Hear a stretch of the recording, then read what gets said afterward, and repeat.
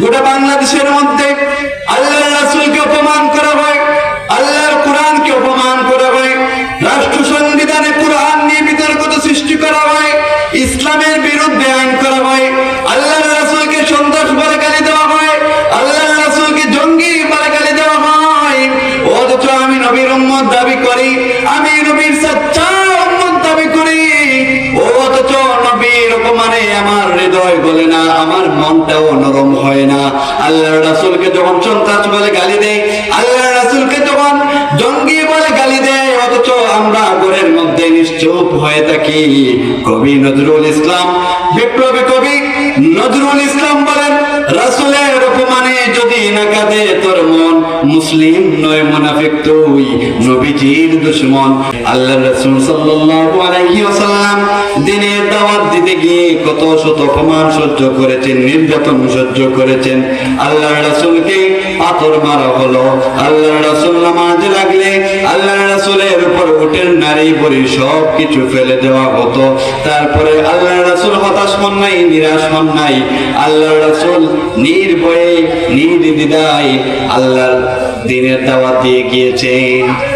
অথচ আজকের যুগে আমরা মনে করি আল্লাহর রাসূলকে ছেড়ে দিয়ে আমরা ইসলাম কায়েম করব, আল্লাহর রাসূলের কোনো গুরুত্ব আমাদের কাছে নাই, আমরা আল্লাহর রাসূলকে সম্মান দিতে জানি না, আল্লাহর রাসূলকে সম্মান করতেও জানি না, অনুসরণ করি না। মুখে শুধু বলি আল্লাহর গোলাম নবীর উম্মত, অথচ আমাদের কাজে কর্মে কোনো মিল নাই, অথচ আমাদের কাজে কর্মে মুনাফিকি। অথচ আল্লাহর রাসূল সাল্লাল্লাহু আলাইহি ওয়াসাল্লাম নিজের 63টা বছর শুধু উম্মতের জন্য বিসর্জন করে দিয়েছেন।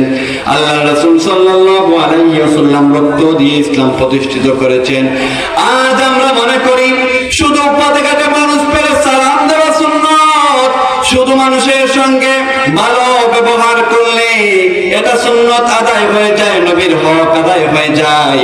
রাস্তার মধ্যে কাটা পেলে নবীর হক আদায় হয়ে যায়, নবীর সুন্নাত আদায় হয়ে যায় না। মুসলমান নবীর সুন্নাত ওই রকম আদায় করা যাবে না।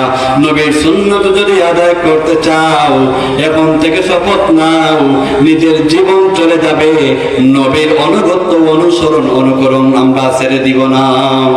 সুন্নাত নয় শুধু দাওয়াতের মেহমান, সুন্নাত নয় শুধু খাওয়া শেষে মদপান, আর কিছু সুন্নাত আছে তুমি জানো কি, জানলেও জীবনে কখনো তা মানো কি, জানলেও জীবনে কখনো তা মানো কি।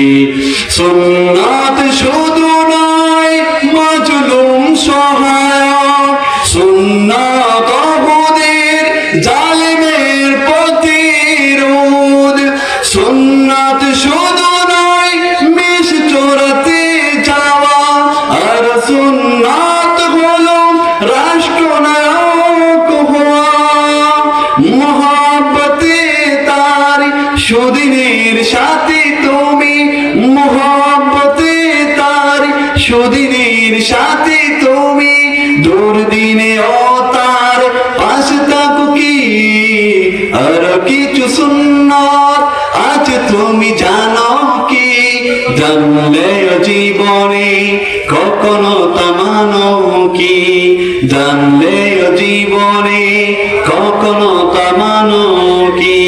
মুহতারাম আল্লাহর গোলাম, আজ গোটা বাংলাদেশের মধ্যে আল্লাহর রাসূলকে অপমান করা হয়, আল্লাহর কোরআনকে অপমান করা হয়, রাষ্ট্র সংবিধানে কোরআন নিয়ে বিতর্ক সৃষ্টি করা হয়, ইসলামের বিরুদ্ধে আইন করা হয়, আল্লাহর রাসূলকে সন্ত্রাস বলে গালি দেওয়া হয়, আল্লাহর রাসূলকে জঙ্গি বলে গালি দেওয়া হয়। অথচ আমি নবীর উম্মত দাবি করি, আমি নবীর সচ্চা উম্মত দাবি করি, অথচ নবীর অপমানে আমার হৃদয় গলে না, আমার মনটাও নরম হয় না। আল্লাহর রাসূলকে যখন সন্ত্রাস বলে গালি দেয়, আল্লাহর রাসূলকে যখন জঙ্গি বলে গালি দেয়, অথচ আমরা ঘরের মধ্যে নিশ্চুপ হয়ে থাকি। কবি নজরুল ইসলাম, বিপ্লবী কবি নজরুল ইসলাম বলেন, রাসূলের অপমানে যদি না কাঁদে তোর মন, মুসলিম নয় মুনাফিক তুই, নবীজির দুশমন।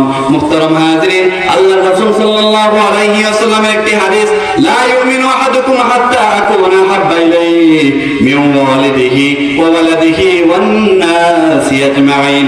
আমরা যদি নবীর প্রকৃত উম্মত হতে চাই, যদি প্রকৃত মুমিন হতে চাই, আল্লাহর রাসূল সাল্লাল্লাহু আলাইহি ওয়াসাল্লাম হাদিস শরীফের মধ্যে স্পষ্ট ভাষায় বলেন, কেউ ততক্ষণ পর্যন্ত মুমিন হতে পারবে না যতক্ষণ না পর্যন্ত আমি রাসূলকে সে তার মায়ের চেয়ে বেশি ভালো না বাসবে, তার বাবা তার সন্তানদের চেয়েও বেশি ভালো না বাসবে, ততক্ষণ পর্যন্ত সে সচ্চা মুমিন হতে পারবে না।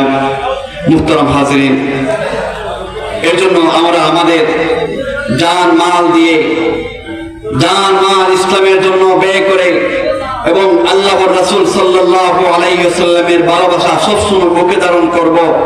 যদি আল্লাহর রাসূল সাল্লাল্লাহু আলাইহি ওয়াসাল্লামকে নিয়ে কেউ বাজে কোনো মন্তব্য করে, কোনো কটূক্তি করে, তাহলে আমরা আমাদের ঈমানি দায়িত্ব নিয়ে আমরা যার যার জায়গা থেকে তা প্রতিরোধ করব। আল্লাহ রাব্বুল আলামিন যেন আমাদেরকে রাসূল কারীম সাল্লাল্লাহু আলাইহি ওয়াসাল্লামের সচ্চা উম্মত এবং আল্লাহর সচ্চা গোলাম হওয়ার তৌফিক দান করেন। ওয়া আখিরু দাওয়ানা আলহামদুলিল্লাহি রাব্বিল আলামিন। আসসালামু আলাইকুম ওয়া রাহমাতুল্লাহ।